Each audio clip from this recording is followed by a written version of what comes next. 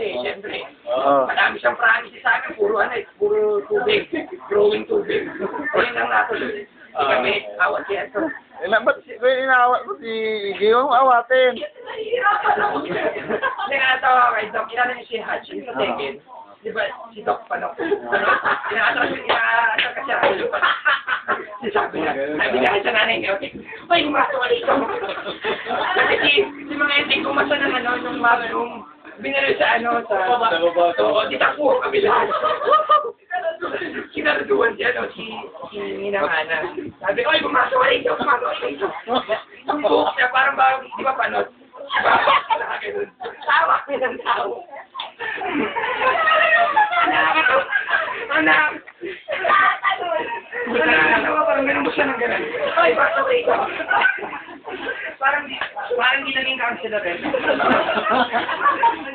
Malalaman ka, wala siya tikilan ka tayo. May intindihan niya utik yun eh. Wala rin eh. Saka hindi, utik after 10 years, gano'n na rin. Ano? That's right. Ang galing ng